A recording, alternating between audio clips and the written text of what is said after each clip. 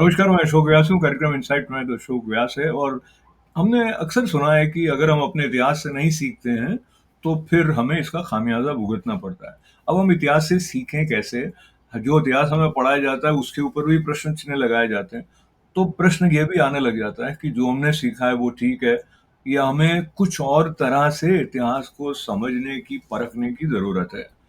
भारत के संदर्भ में ये बात इस दृष्टि से भी रेलेवेंट हो जाती है और कंटेम्परेरी रेलेवेंस है क्योंकि 2025 में एनसीईआरटी की ऐतिहासिक पुस्तकों को परिष्कृत किया गया, बदलाव किया गया। उसमें विशेष करके अकबर, बाबर, औरंगज़ेब जिस तरह से दिखाए गए थे, उसमें भी बदलाव आया है। और भी कई बातें हैं जो सांस्कृतिक पहचान के साथ जुड़ी हैं और सांस्कृतिक पहचान किस तरह से प्रभावित करती है जीवन को, राष्ट्रीय एकता को, इसके बारे में चर्चा करने के लिए हमने आमंत्रित किया है प्रमोद शाह जी को all the way from Kolkata. नमस्ते, स्वागत है आपका। और आपके साथ आपकी उपस्थिति में ये दूसरा खंड जो पुस्तक आपने जिसको एडिट किया है, रिलीजियस पॉलिटिक्स इन इंडिया। तो मैं पहला प्रश्न आपसे ये करना चाहता हूं कि राजनीति और शिक्षा भारत के संदर्भ में ये क्या आपस में संबंध रखते हैं और क्या बदलाव ये एनसीईआरटी की पुस्तकों में जो परिवर्तन अब इंट्रोड्यूस किए गए हैं, उसको राजनीतिक दृष्टि से देखते हैं, सांस्कृतिक दृष्टि से देखते हैं?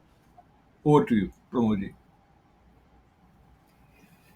देखिए, शिक्षा का ताल्लुक तो सांस्कृतिक दृष्टि से जुड़ता है, लेकिन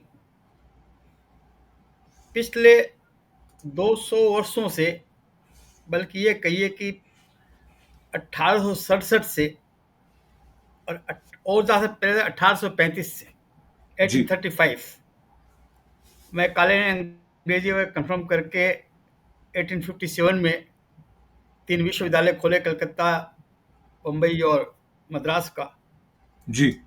बाद में पूरा इतिहास गलत लिख दिया गया भारत का, जी। वो पढ़ाया गया, पूरा हम्म। राजनीति से प्रेरित था।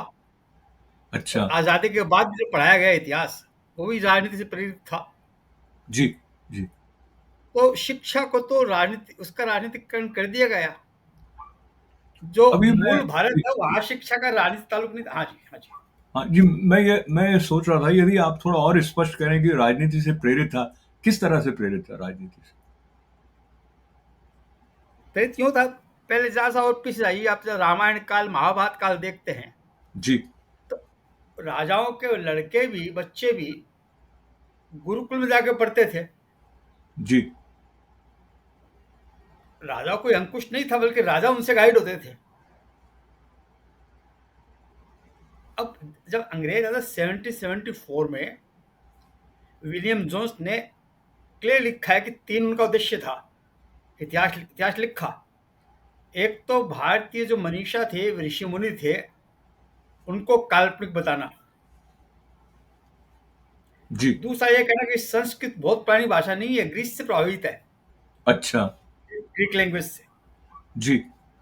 और तीसरा, भारत का इतिहास है ना, वो बहुत पुराना नहीं है, तो वो भी ग्रीस और रोम के बाद नंबर आता था। अच्छा। तो इन तीनों में वो कामयाब हो गए। हम्म।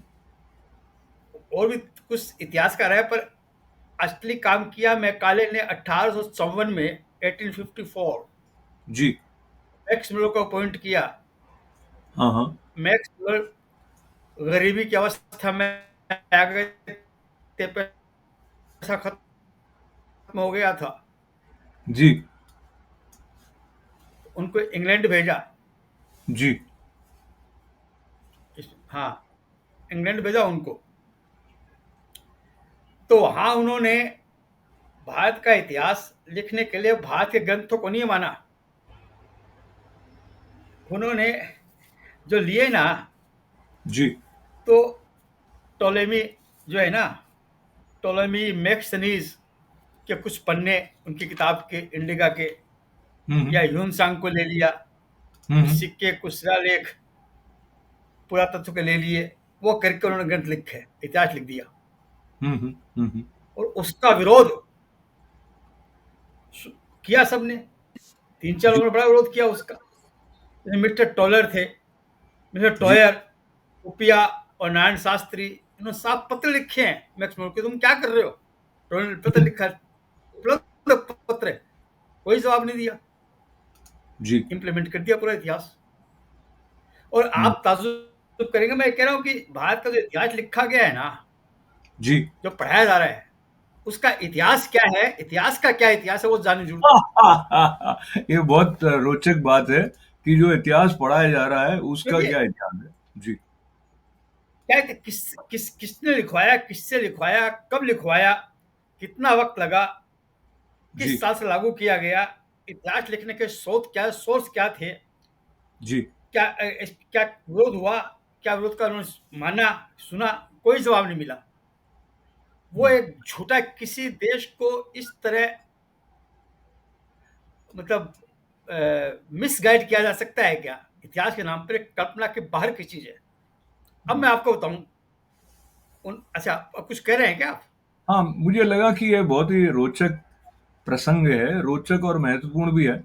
तो एक प्रश्न ये आता है कि अंग्रेज़ जिस मानसिकता के साथ में भारत के इतिहास को उलट-पुलट रहे थे, उसको हम थोड़ी देर के लिए समझ सकते हैं।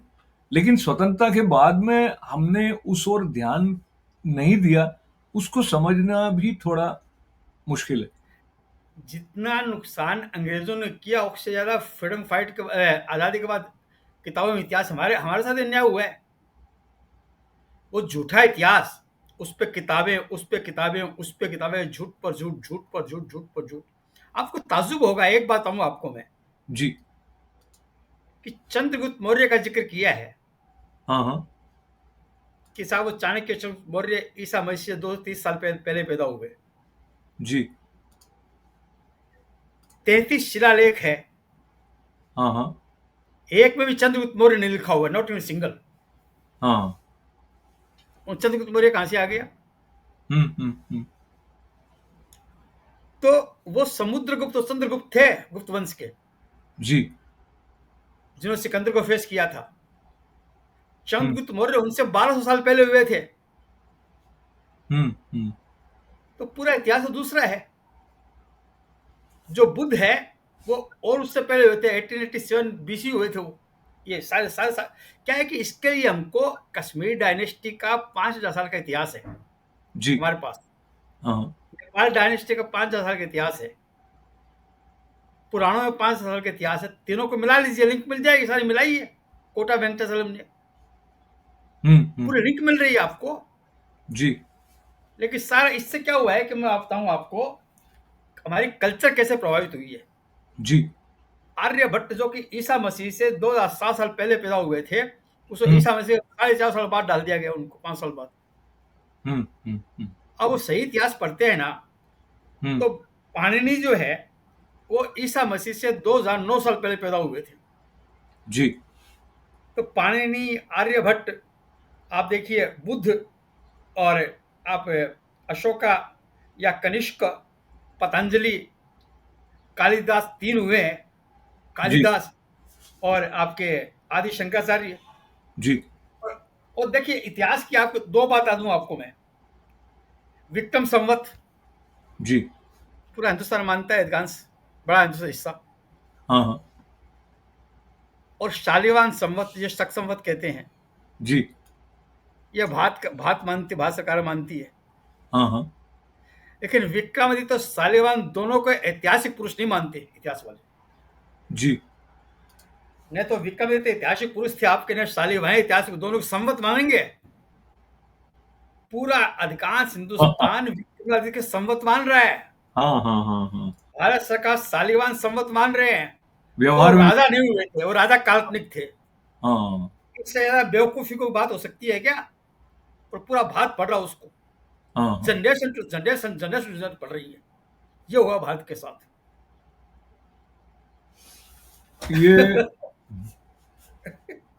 अच्छा, ये जो देखिए ये एनसीईआरटी की पुस्तकों में परिवर्तन हुए थे, एक आधी बात का उल्लेख मैं करूँ यदि, तो हाँ पहले बिल्कुल। बाबर के बारे में ये बात नहीं बताई गई थी, जैसा अब ये लिखा हुआ मैं दिखा रहा हूँ, brutal and ruthless conqueror. With specific reference to large scale violence. तो ये तो जग जाहिर बात है, मतलब ये तो इतिहास की पुस्तकों में है, लेकिन जो पाठ्य पुस्तकें हैं उनमें इसका उल्लेख नहीं था कॉन्शियसली। और अब 8वीं कक्षा से संभवतः इसको पढ़ाया जाएगा वगैरह। इसको आप कितना महत्वपूर्ण मानते हैं कि अकबर के बारे में, औरंगजेब के बारे में, कि उसने क्या अत्याचार किए थे, किस तरह से जजिया कर लगाया था और मंदिर गुरुद्वारे तोड़े थे, और ये जो धार्मिक असहिष्णुता है वो औरंगजेब के समय में बहुत बढ़ गई थी, ये सब अब पाठ्य पुस्तकों में आएगा, पहले नहीं था ऐसा।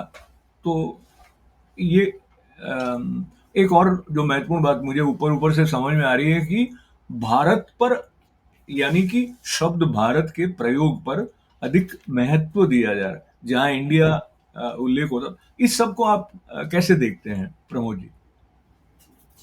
देखिए, सच्ची घटना क्या है, सही इतिहास क्या है, वो तो बात की बात है। जी। आपकी नीयत क्या है, वो पहली बात है। जी। जी। आज़ादी के पहले अंग्रेजों ने क्या किया? यदि आप भारत की महानता की बात करेंगे तो आप ब्राह्मणिज्म को बढ़ा दे रहे हैं, हाँ, हाँ, हाँ, हाँ, ब्राह्मणवाद को बढ़ावा दे रहे हैं। आप सुसंस्कृत नहीं, आप हमारे बीच बैठने योग्य नहीं है। हाँ, हाँ, हाँ, और हाँ, आज़ादी के बाद यह बात दिमाग में बैठाएगी कि इस्लाम के आने के पहले की आप चर्चा करते तो आप सांप्रदायिक हैं। हाँ, हाँ, एक आपको ताजुब होगा कि 20 साल पहले कलकत्ता के हिंदी विभाग के, कलकत्ता विश्वविद्यालय के जी, हिंदी विभाग के पूर्व अध्यक्ष ने हाँ, हाँ, एक गोष्ठी में कहा कि स्वामी विवेकानंद सांप्रदायिक है। अच्छा, हाँ, और वो भी कलकत्ता में? हाँ। हम्म। रामकृष्ण परम सांप्रदायिक नहीं, विवेकानंद सांप्रदायिक थे, ये कहा उन्होंने। अच्छा। ये मानसिकता कैसी? एक बात और सुनिए, मैं एक मानसिकता की बात कह रहा हूँ। जी। अंग्रेजी ने 1970 में एक लेख लिखा, शायद साप्ताहिक हिंदुस्तानी या धर्म में आया था, धर्म निरपेक्षता के दर्जे। जी। उन्होंने कहा कि मैंने एक वाक्य पढ़ा कि भारत मुसलमानों का दूसरे सबसे बड़ा देश है।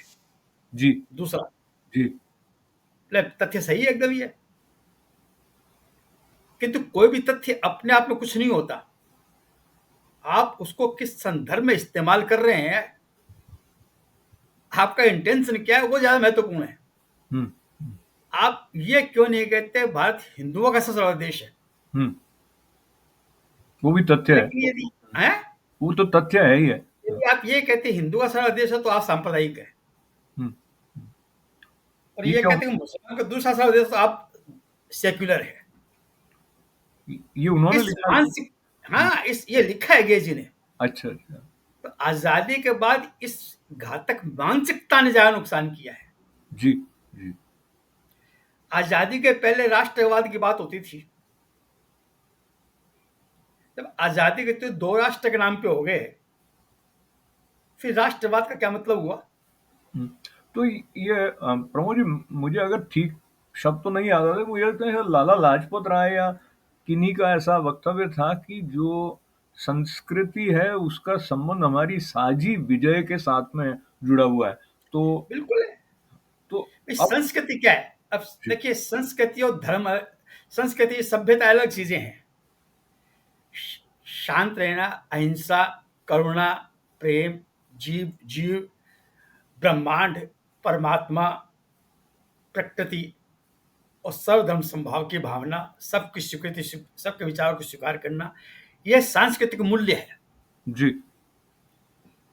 और इन मूल्यों को यदि आप जीवन में अपना लेते हैं तो यह सभ्यता हो गई। हम्म। हम्म। यह हुई आपकी आंतरिक सभ्यता। और विज्ञान से जो आप उन्नति करते हैं वो होगी आपकी बाहरी सभ्यता, भौतिक सभ्यता। सभ्यता दो तरह की, एक आंतरिक, तो आंतरिक संस्कृति को अपना के जो सभ्यता बन जाती है वो भी एक संस्कृति हो जाती है एक तरह की। जी। जी। तो भारत आज क्यों जिंदा, वो इकबाल का बड़ा फेमस शेर है ना, कि कुछ बात है कि हस्ती मिटती नहीं हमारी, सदियों रहा है दुश्मन दौरे जमा हमारा। क्यों नहीं मिटती वो? हम्म। वो इसलिए कि पूरा मामला एनर्जी का है दुनिया में, ब्रह्मांड में। चाहे वो महाभारत की बात हो, चाहे रामायण की बात हो, चाहे वो रोम, ग्रीस ग्रीस और रोम की बात हो, एनर्जी यदि कंट्रोल नहीं होगी विनम्रता से या नरमी से, तो वायलेंस हो जाएगी। हम्म। वायलेंस क्या है? अनकंट्रोल्ड एनर्जी, और मानव कल्याण के लिए नहीं है। तो भारत ने क्या किया? शक्ति के आगे शिव लगा दिया। जी। शिव शक्ति वेलफेयर के लिए। अब काली माँ की पूजा करते हैं, माता जी की, वो जीव निकालते हैं, नीचे शिव लेटे हुए हैं। माँ ने राक्षसों को मारा, फिर भी उनका वो गुस्सा शांत नहीं हुआ, तो वो शांत किया गया। हम्म। तो ये जो भारत में की नरमी लाना एनर्जी को, यह भारत की खूबी रही है। हम्म। भारत ने आज तक किसी पे आक्रमण नहीं किया। लंका पे किया था, विभीषण को दे दिया। बांग्लादेश पे किया था, मुजीबुर रहमान को दे दिया। तो भारत ने कभी भी एनर्जी को फ्री नहीं छोड़ा। यह भारत की संस्कृति है। ये जो भारत की संस्कृति की बात को लेते हुए अभी जिस संदर्भ में चर्चा चल रही है, वहां से जो सांस्कृतिक पहचान है, जी उसके साथ में जो ऐतिहासिक संदर्भ हैं, उसके साथ में जो परंपराएं हैं, वो भी जुड़ी रहती हैं। और विशेष बिल्कुल। करके जैसे हमारे भारत में इन दिनों सेक्युलरिज्म शब्द को लेकर भी बहुत मंथन होता रहता है। तो जब हम भारत की सांस्कृतिक पहचान का उल्लेख करते हैं, तो उसमें ये सेक्युलरिज्म कहाँ उसके साथ में उसका संबंध बैठता है? देखिए, सेक्युलर शब्द भारत के लिए फिट है ही नहीं। वहां पे तो राज्य पे चर्चलों का वो इंटरफेरेंस था, तो वो इंटरफेयर न करे, वो सेक्युलर मतलब था। भारत में तो वैसे भी आज तक नहीं मिलता रिकॉर्ड कि किसी हिंदू राजा के राज्य में किसी और को दिक्कत हुई हो क्या। भारत का पूरा कंसेप्ट ही वो जीवात कण कण में भगवान मानता है, हर जीव में परमात्मा मानता है। तो जो हिंदू सांप्रदाय क्या सकता है, जो जो ईश्वरवादिता विश्वास नहीं करता भारत, कि ईश्वर की कल्पना भी खुद को जानने की बात है। तो जो ईश्वर, फिराक साहब कहते हैं कि जो धर्म ईश्वरवादिता विश्वास नहीं करता, वो सांप्रदाय कैसे हो सकता है? तो ये तो ऐसा कंसेप्ट आया ना। प्रमोद, इस बात को थोड़ा और स्पष्ट करें, क्योंकि जो अनेकता में एकता हिंद की विशेषता है, वो भी आपने जो बात कही उसके साथ मिला हुआ है। और जब हम सनातन परंपरा या हिंदू परंपरा में साकार और निराकार दोनों रूप में ईश्वर को तो मानते, तो ईश्वर को नहीं मानता है आपने जो कहा, उसको मैं थोड़ा। नहीं, ईश्वरवादिता, ईश्वरवादिता से क्या मतलब हुआ? कि भाई वो ये कहते हैं कि भगवान जो है ना, भगवान की कल्पना खुद को जानने के लिए तुम ही परमात्मा हो, तुम ही ब्रह्म हो। हाँ। सब में एक तत्व है, चाहे जीव हो निर्जीव हो। हम्म। तो कोई पराया है ही नहीं, वो तुम ही हो, दूसरा कोई है ही नहीं। तो हम्म। कहां संप्रदाय होगा? हाँ। और वो कहते हैं मानव मानव सेवा माधव सेवा, ऐसा हाँ, एक उस दृष्टि से आया, तो कण कण में वही है। वही तो है। हमारे यहाँ इस तरह का विभाजन होता नहीं है कि मतलब भारतीय मनीषा के साथ में कि ये फिर अक्सर अमुक। शेर है ये, जी। कि यारो वाहम जुड़ा हुआ है परस्पर, यारो वाहम जुड़ा हुआ है कायनात का जर्रा जर्रा। एक फूल को जुम्बिश दोगे, हम्म। एक फूल को जुम्बिश दोगे तो एक तारा कांप उठेगा। क्या बात है, क्या बात है, क्या बात है? है। भारत तो ईश्वर से विश्वास करता है। हम्म। और दिनकर जी कहते हैं, और ये दिनकर जी, ये पंक्तियां कविता की भारत में ही लिखी जा सकती थी, जी। कि वीर वही है जो कि शत्रु पर जब भी खड़ग उठाता है, वीर वही है जो कि शत्रु पर जब भी खड़ग उठाता है, मानवता के महागुणों की सत्ता भूल न जाता है।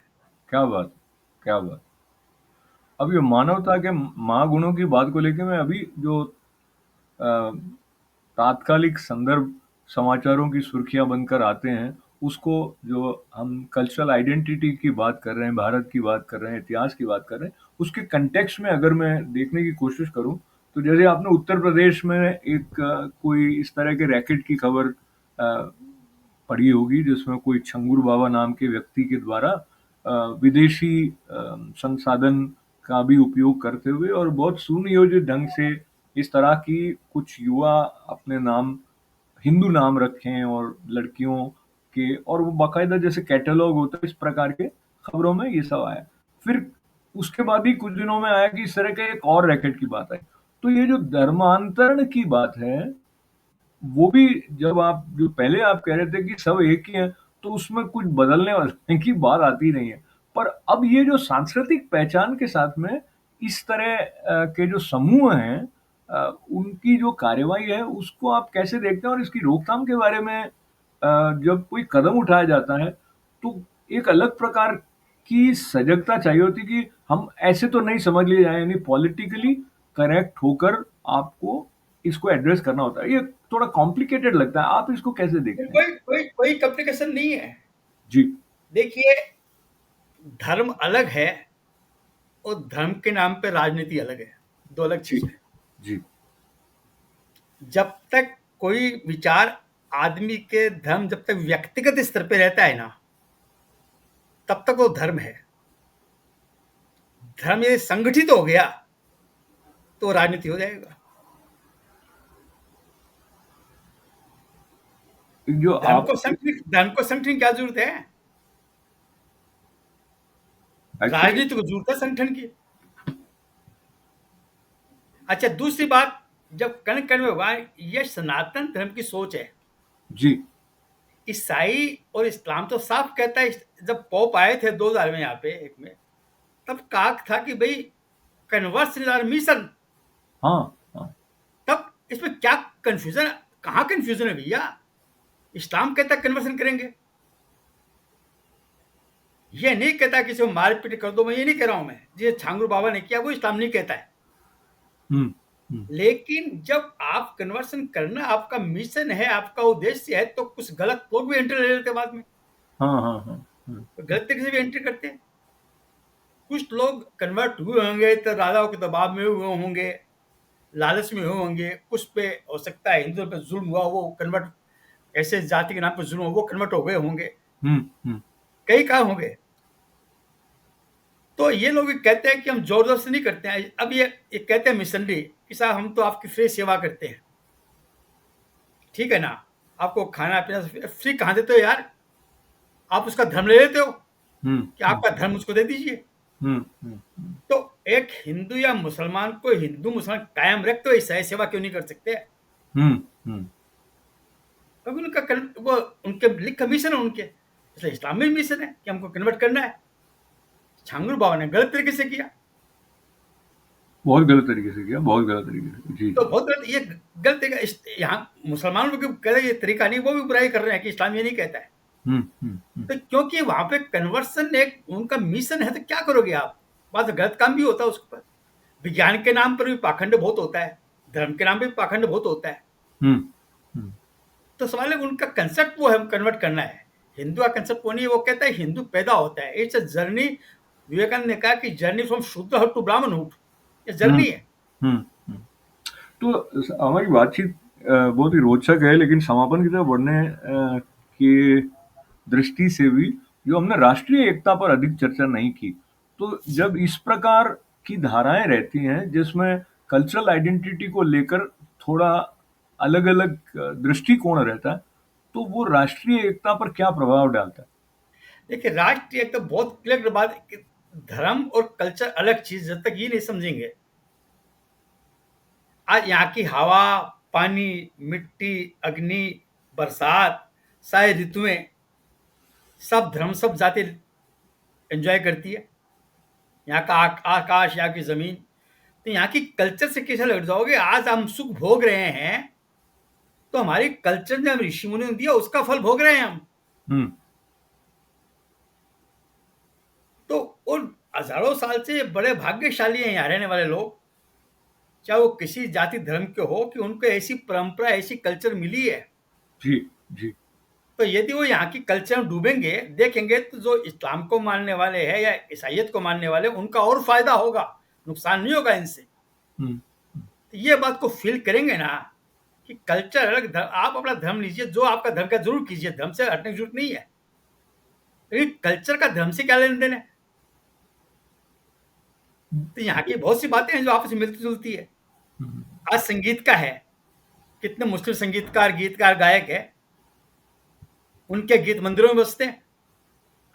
अच्छा, वो भी दुर्गा की आराधना या जो रागें गा रहे हैं वो सारी इस परंपरा के साथ जुड़ी हुई? भाई नजीर अकबराबादी ने दुर्गा पे, माँ दुर्गा पे लिखा है, भैरव पे लिखा है, शिव महादेव का ब्याह पे 468 पंक्तियां लिखी है। जी। 18 पंक्तियों का एक छंद करके 28 छंद लिखे। महादेव का ब्याह, गणेश जी की वंदना की उन्होंने। तो ये कल्चर है। हम्म। हम्म। इससे आपका धर्म कहाँ आ गया? तो ये राजनीति जो है ना, राजनीति तोड़ती है और कल्चर जोड़ती है, ये मान लीजिए। तो कल्चर जोड़ती है और कल्चर की शिक्षा ठीक ठीक मिले, उस दृष्टि से मुझे लगता है और अधिक गहन अध्ययन की आवश्यकता है, क्योंकि ऊपरी तौर पर अब कौन देखिए, के। जी। अब संगीत, नृत्य, कला, अब कथक नृत्य वादिल शाह किया, में हिंदू सब कथक करते हैं, भारतनाट्यम, कथक, जितने 8 9 तरह के नृत्य भारत में सब करते हैं, कोई मनाही थोड़ी है। हम्म। हम्म। तो ये कल्चर है। अब गीत, गजल कुछ भी लिख लो, संगीत, गायक, ये कल्चर है। तो जब तो ये जोड़ते हैं, हम्म। तो इसमें ये देखते हैं, नौशाद का संगीत है कि रफी सर, रफी का नाम तो नहीं सुनेंगे, मुसलमान है। नौशाद का संगीत, ऐसा कोई कहा किसने आज तक है? हम्म। मन तल पर एक से एक भजन दिए इन्होंने, एक संगीत हाँ। दिया, क्लासिकल। तो इन्होंने ऐसा काम किया है, बिस्मिल्लाह खां मंदिर में सुनाए बजाते थे। जी। तो धर्माड़े ने, तो ये सब फालतू बात है। कल्चर ये है, और कल्चर हमको एक करती है। तो संस्कृति, कला और एकत्व और भारत की एकता, ये सब आसपास में चलते हैं। आपके साथ में एनसाइक्लोपीडिया है आप शेर व शायरी का, चलते चलते एक शेर आपकी तरफ से हो जाए। लीजिए, जोश मिले वाले साहब का एक शेर है। जी। अच्छा, ये जो बातें कर रहे थे अपने इतिहास की, तो उसमें एक शेर बड़ा अच्छा दिया था गोयली जी ने, जी। कि ये था कि ये किस्सा है अजमत माजी, किस्सा भूतकाल अजमत। के महानता के किस्से। हाँ। किस्सा है अजमत माजी को न मुहमिल समझो, बेकार न समझो इतिहास की बातों को। हम्म। कौमें कौमें जाग उठती है अक्सर इन्हीं अफसानों से। क्या बात, क्या बात। Number one. और जोश साहब का जो शेर कहने जा रहा हूँ साहब, जोश साहब को मरे 43 साल हो गए, इरशाद। कि तेरे लब पर है इराको शामो मिश्रो रोमो ची। हम्म। कल्चर यूनिट दोनों आ गई इसके अंदर।